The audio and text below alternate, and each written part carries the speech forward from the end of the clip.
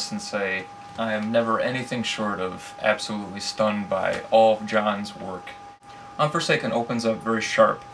We have lots of citruses going on mixed in with white florals. I'm smelling orange blossom, citruses such as tangerine, maybe some other citruses going on in there, with some almost animalic jasmine to kind of give it like this musky sort of vibe, mixed in with some delicious gourmand aspects that kind of come into play a little bit later on in the fragrance. So about half hour goes by and this fragrance goes from very sort of acidic to a very beautiful, mouth-watering gourmand. I'm getting shaved coconut mixed with some whipped cream, some tonka beans, and this really beautiful underlying white floral. Very much a unisex fragrance. I feel like anyone can pull this off. Very formal to me as well. So as far as it being unisex, totally down the middle of the road, I feel as though a woman or a man could pull this off in any sort of formal occasion. It smells like a Valentine's Day scent to me.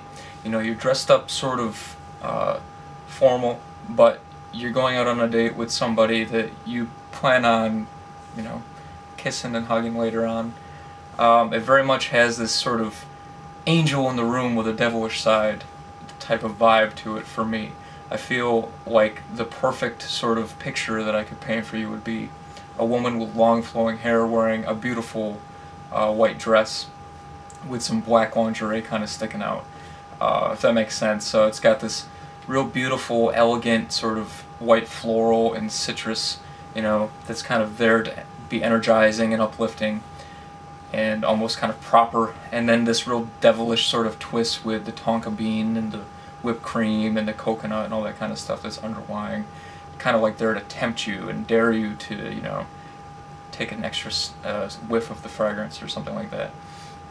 Now, as far as longevity goes, I'm getting 5 to 7 hours with this fragrance, which is very good in my opinion. One thing I will say about John and his work is everything he does is very natural. It all has this very natural smell to it. And I know that a lot of people will say, oh, well, you know, some people have all naturals like Creed or, you know, whatever, and then a lot of these other people use synthetics. I'm sure John has to use synthetics, but what I mean by it smelling natural is, to me, it smells as though I'm smelling exactly what it is that he's used for notes in front of me. So the coconut, coconut is like right in front of me in a bowl or something like that, or the vanilla is sitting right there in front of me.